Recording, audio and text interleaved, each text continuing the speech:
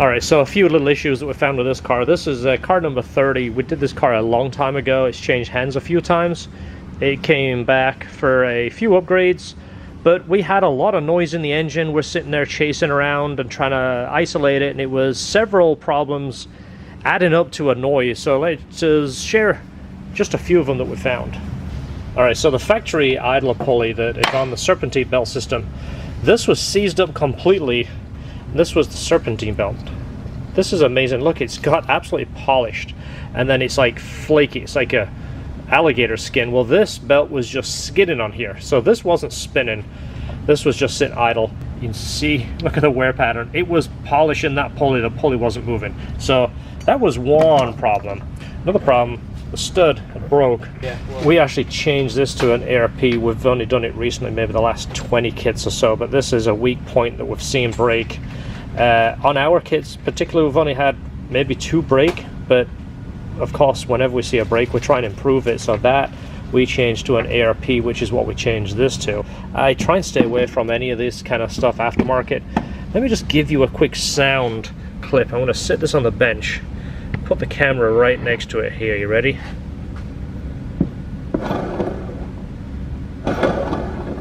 You hear that? That was noisy and vibrating, so the combination of this making a noise, the bracket has 3 points holding it on the Kraftwerks kit, it has this, and then the 2 pulleys on the top, so that bracket was obviously not holding down very well. One of these had a little bit of play in it, so we replaced that one too, replaced the belt, replaced the one down here. We had a used OE alternator, which saved us a lot of money because a new one is expensive. I don't like the aftermarket one, so we replaced that. Now the engine is smooth. So next is to flush the Rotrex fluid through and replace the filter. Of course, we're going to flush that through, get nice clean fluid through, then we're going to go onto his list. Another thing is, this is again one of these little issues that we've seen over the years, are these little pigtails. So we're going to replace that. This isn't something we've done for quite some time. What we're going to do is, you see the clips have actually broken on these two, so it's zip tied together. We're going to eliminate this by cut the wire and solder that directly on there. I did put a post on Instagram, just kind of like a PSA, because it is something we've seen a lot recently. We haven't done this for a while, but it was something that we did back in the day because it was a plug and play and it allowed somebody to revert back to stock without having to do too much modification.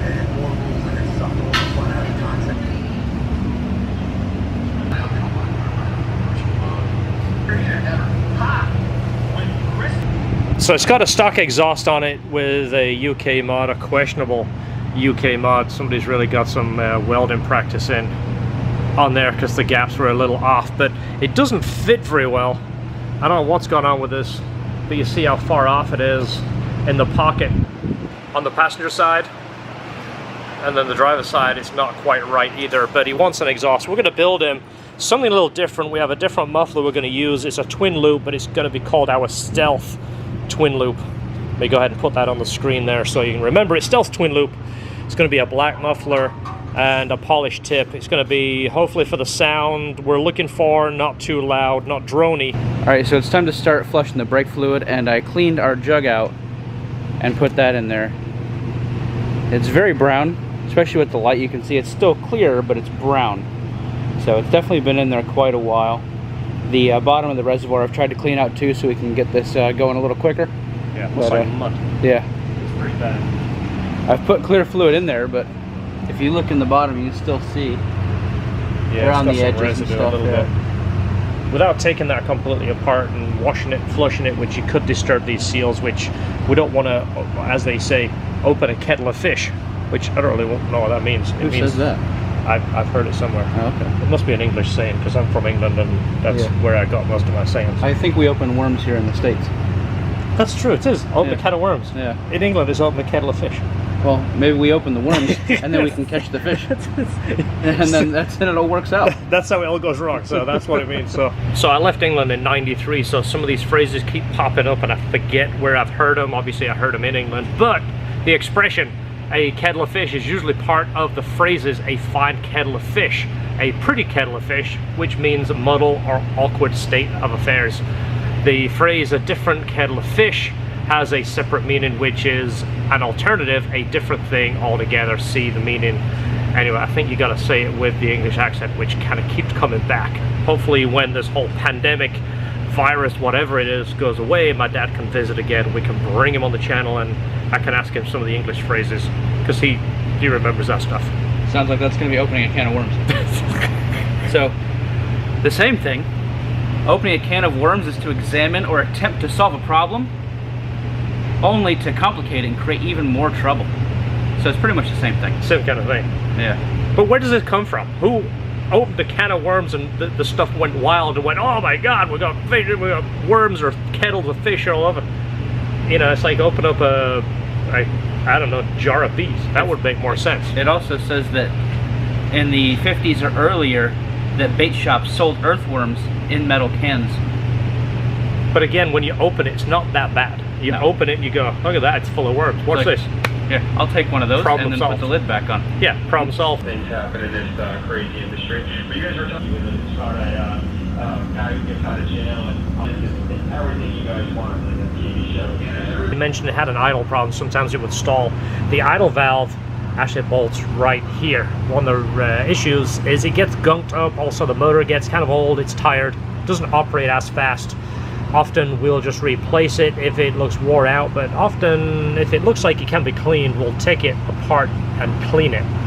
I've already used a little bit of carb cleaner to get most of the black stuff out, and now a little WD-40 to kind of finish it up. So I'm just spinning it, letting it clean itself. Make sure there's no gunk in there. Yeah. There's a lot of stuff came out of it. Yeah, you can see the WD-40 is brown. You can't see it too well in there, but... So basically what this is connecting one hole to the other. It's allowing air to bypass the throttle body, and it's controlled by a motor here. It's got like a rotary valve. You can see that in there. This is common on S2000s and K series. It will stick sometimes it won't open enough, or it's delayed. The motor gets old. One of the tricks, take it apart, clean it.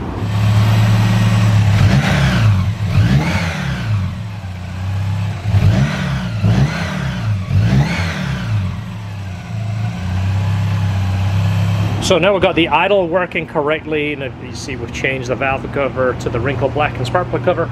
Looks so much better in my opinion. Now one of the other things that's still on his list, as you see we've got the tube disconnected, is the Rotrex fluid change. Now one of the cons is it's expensive. The fluid is expensive and it's a bit of a pain to do. It's not horrible, but it's not a quick, cheap change.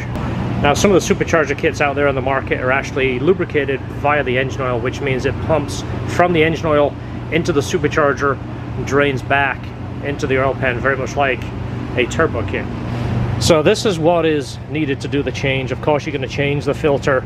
This is a magnetic filter. It's kind of like a transmission style filter. We buy it from Rotrex, that way we know we're getting the right one.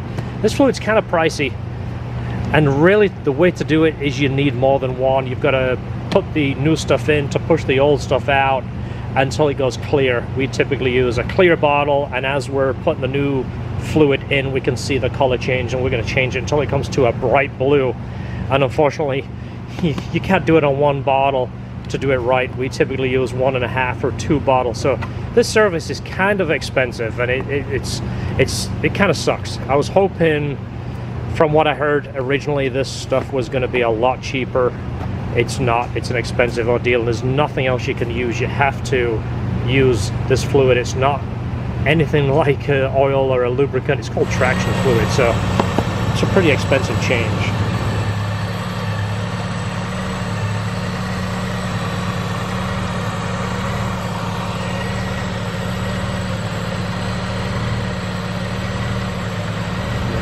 Light under it, you can't even see through it. See how dark this is, and it should be kind of like a Gatorade blue, and as we say, if it gets kind of like a dark purple, almost gets like a grape color, it's starting to go bad. And then obviously if it gets gray, it's bad. But that's, I don't know how many miles this is, but it's not very many, and it's gone dark pretty quick.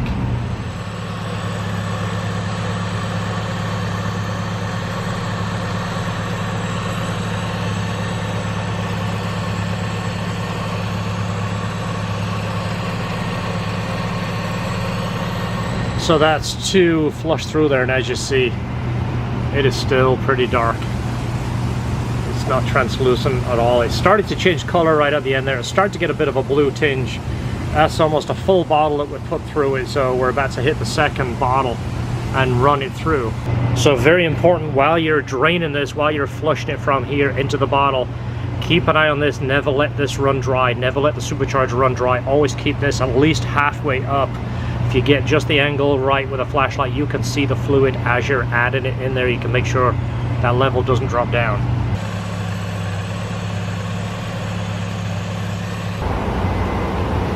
So you can see now it's got a more of a blue look coming out. This is the third bottle of draining. Alright, so the official temperature in here with all the fans running is 98 degrees. Now, we don't like to brag when it's super duper hot here in Florida. We only brag in the wintertime when it's like 76 and everywhere else in the world is snowing and sleet. So we're not going to talk about this temperature right now. It's not a big deal. It's not that hot. I might have shown you this in past episodes, but this is the original thermometer I bought when I first came to the United States in 1993. I had this in my apartment, and for some reason I really like it. It's my original, I don't know. So my wife doesn't like it, so she said get it out of here. So it's now at the shop. But this is a feel-good thermometer. This is showing 92, so this is the one that we're going to talk about. 92, nice, cool, warm, whatever you want to call it. And because it's blistering hot, our tradition, it's 3 o'clock somewhere. So how many of you see the fine detail in some of our videos? We try to make sure everything is consistent. So a quick PSA to my wife: if you're ever trying to buy me something for Christmas or birthday, which I know it's very difficult, get me these. This is awesome. It's my favorite. The black raspberry, the grape, any of those is good stuff. Don't buy me a table saw. Alright, doing something a little different, doing a different kind of twin loop, more of a stealth twin loop, slightly smaller piping going in. It's a 2 1/4, it's a 70-inch dual 2 1/4 with the twin loop and the ceramic coated muffler. So we're going to give this new system a shot and see how it works. We're trying to keep it cost effective, but of course keep it quiet at the same time. Showed you those earlier. The Skunk 2 Pro C's already adjusted those and set those up. Alright, so we put his small fans on there that he provided. Just flushing the system right now, bleeding it, make sure it's up to where it needs to be. Let's go ahead and get a sound clip.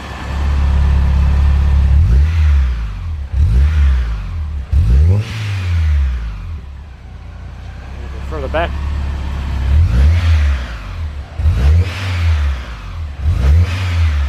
Louder from the blower. The blower makes more noise than the exhaust. Yeah. That's pretty mellow. Looks so much better with the black valve cover. A little bit of cleanup. Radiator is almost bled out now. It's still bubbling out there. I've seen us use this guy before. Our little bleeding system. Everything's good. All that noise is gone from earlier. All those parts that needed to be replaced. Good now.